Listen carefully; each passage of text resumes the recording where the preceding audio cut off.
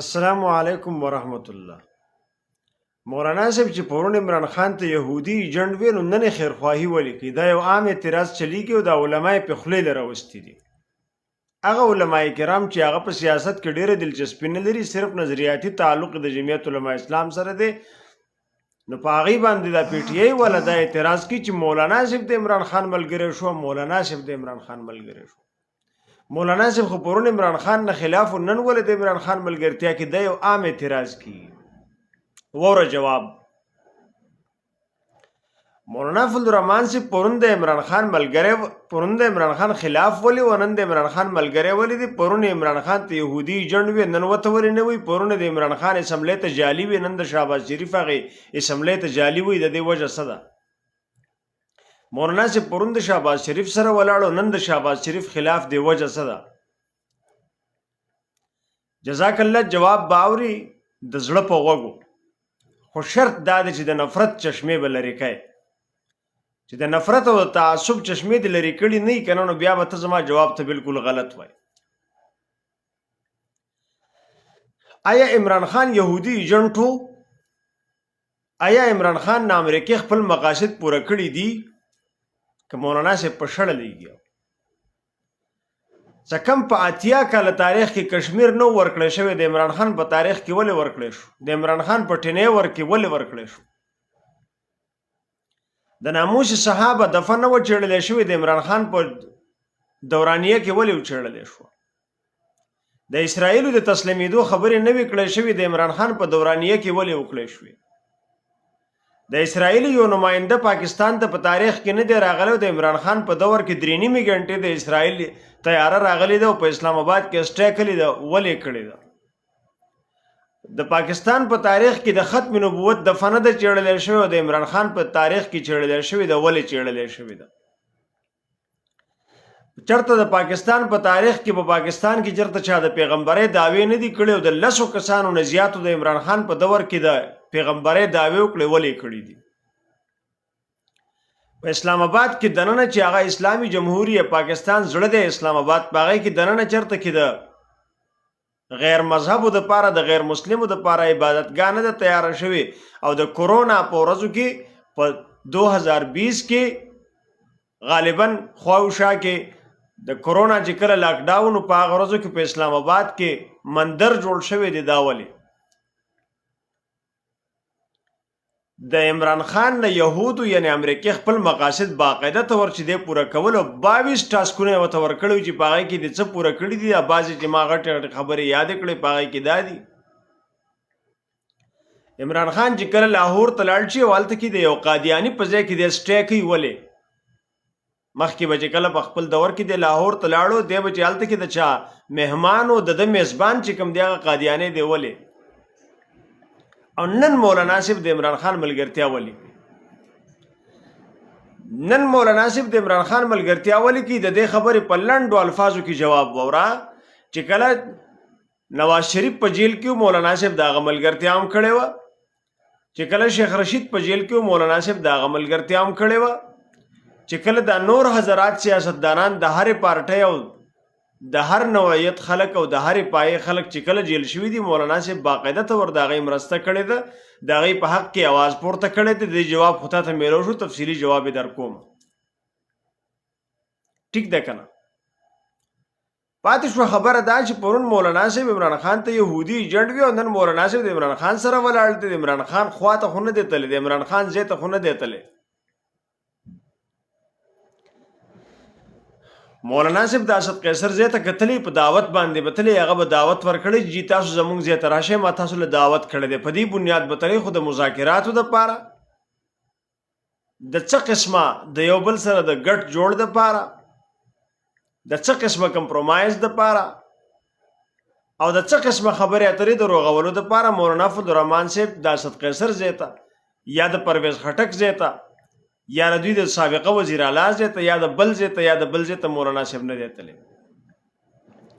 د مولانا صاحب خواله خو عمران خان ډله پی ټی آی والا هم ځي راځي، او مسلم لیگ والا هم ځي راځي، پیپل پارټۍ والا هم ځي راځي، قومي وطن پارټۍ والا هم ځي راځي.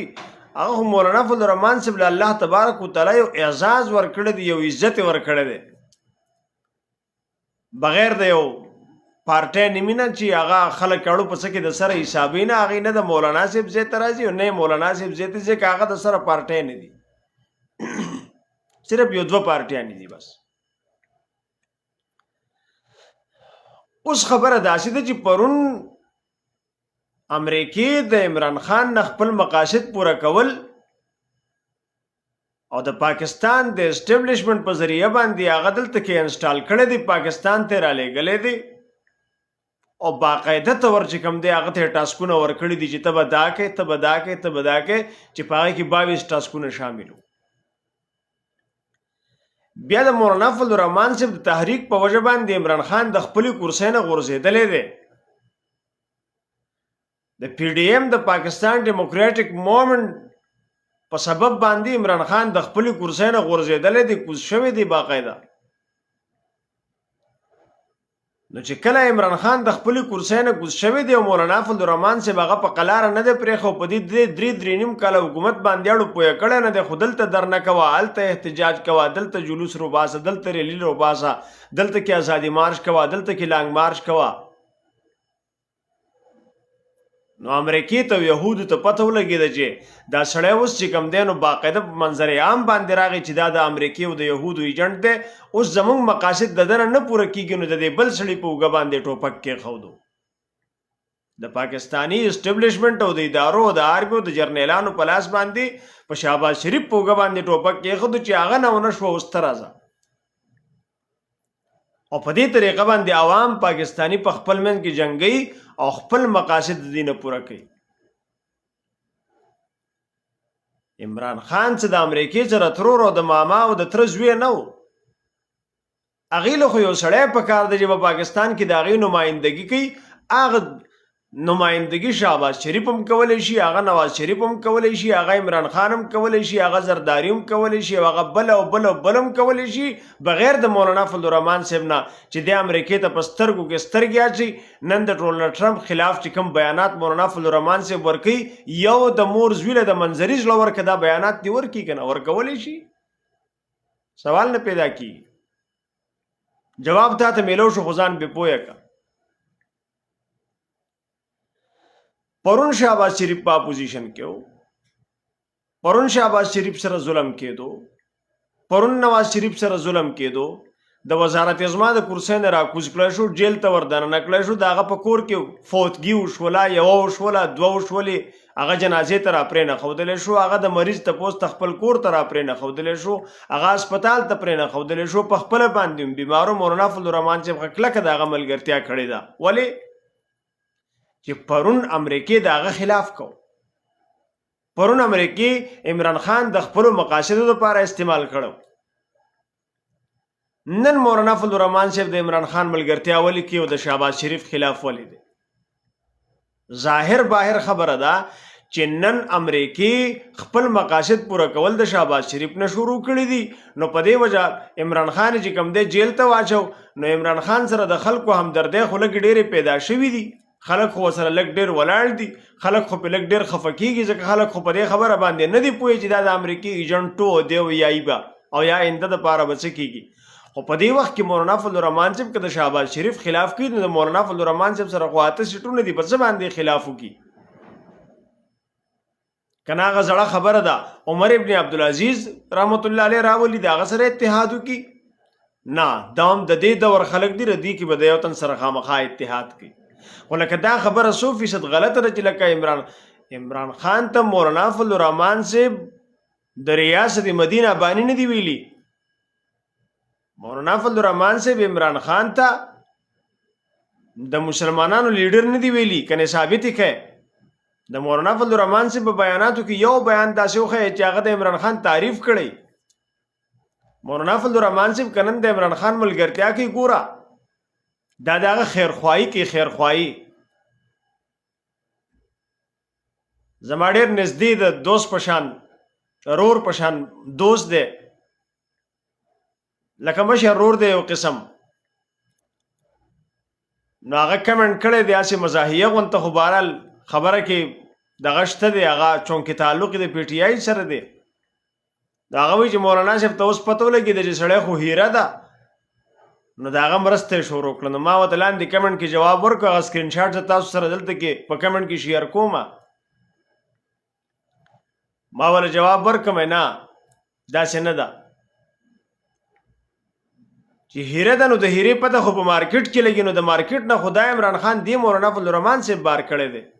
نن صرف داغه خیرخواهی کی چې هغه په جیل کې دی، داغه سره ظلم کیږي. نن امریکای خپل ټوپک د آرمی پلاس د شهباز شریف پوګه باندې خوده دی او خپل مقاصد په پاکستان کې داغه نه پوره کول غواړي. د کورونا په ډرامه کې صرف په پاکستان کې نه د دنیا په مختلف ممالکو کې چې امریکای کم منافقت کړي دي، نو هغه غټو غټو خلکو ته پته ده داغه خبره او خياران خلک پاغي باندې خپويږي. تاسو پاغي باندې زیات خلک په پاغي باندې پوي چې په پاکستان کې د ناموس رسالت دفاع، د ختم نبوت دفاع د کورونا په لاک ډاون کې چړلې شوې ده چې مولانا فضل الرحمن صاحب را پاتې دوه هغه ورته وی چې ګوره زه لاک ډاون ماک ډاون اسلام دا ټولې خبرې ان ریکارډ دي. مونږ ته به د ختم نبوت او د ناموس رسالت دفاع نه چړلې د په اسلام آباد کې د مندر جوړ نو د عمران خان په دوري حکومت کې د پنډای چې کوم تبلیغي مرکز دی ولې داغه گیټونه بند نو. کله چې وزیر مواصلات اسد محمود صاحب جوړ شو د مولانا فضل الرحمن صاحب فرزند دی ارجمن، هغه گیټونه کولاو نه کړل. دا ټول خبرې لکه د روز روشن پشان واضح دي، لیکن خلق دی الله تبارک وتعالى په دې باندې پوهه کې. یو ځل بیا درخواست کوم چې علماء کرام تاسو خیر خواهان دي. کته وی چې سیاسي مولا او سیاسي مولا او سیاسي مولا یو کس ماته یو زما یو درس قرآن دی يهودو خلاف خبره مې کوله، باغې کې ماته چې کوم دې کمنټ کړی دی چې دا تاسو سیاسي خبرې کوي او مفتی صاحب ته یو پوهه سړی او ته سیاسي خبرې پرېږده. که دا سیاست ته دا چې د بازاریانو خلکو د سپکو خلکو د لچرو کوچرو خلکو کار ښکاري، نو بیا خو اومنه چې د عمران خان سپک سړی دی او بازارې سړی دی. او که دا تا ته درنو خلکو کار ښکاري، نو بیا به علماء کرام په دې میدان کې باقاعده موجود وي او علماء کرام دا میدان نه پرېږدي، چرته نه پرېږدي. علماء کرام به لکه ښځې ته او لکه یو عام سړي ته د آکسفورډ یونیورسټۍ فاضل او د فلاني ځای فاضل او د فلاني ځای فاضل ته به علماء کرام میدان پرېږدي؟ دا ممکنه نه ده. علماء کرام په هر یو میدان کې زمونږه ذمہ دار دي، نمائندگان دي، مشران دي، او الله تبارک وتعالی دې دغه علماء کرام زمون مشران لري. په هر میدان کې دی الله پاک دا زمونږه نمائندگان لري. کم از کم د مذهب په سر سودا علماء کرام نن تاریخ پورې نه ده کړی. سیاست خو جوړ دی غیرو پلاس کې دی کنه، تاسو ته پته ده، خو مذهب خو د علماء کرام الحمدلله پلاس کې دی کنه. نه پوری جماعت خرڅ کړي دي، نه پوری مدرسه خرڅ کړي ده، په بیسرو سامانه کې جماعت او مدرسه راټینګ کړي دي، نه پوری عالم خرڅ کړي دي، نه دې خرڅ کړو. د حقانیت پته د دین او لګوا چې د دنیا تمام کاغه کنځلې دي، کاغه ګولې ده، کاغه بم دی، کاغه دماکه ده او کاغه سپکه خبره ده، علماء کرام طرف ته متوجه ده. علماء کرام دا غي نشانه ده. د غیر خلکو هدف علماء کرام دي. د دقه نه د حقانیت پته ولګو، د الله نه ویریږو، د نفرت چشمه لري کا. مونږ دی الله تبارک وتعالى د علماء کرامو سپورټران جوړ کی، مونږ دی الله پاک د علماء کرامو مرسته او ملګرتیا کوونکي جوړ کی. آمین یا رب العالمین.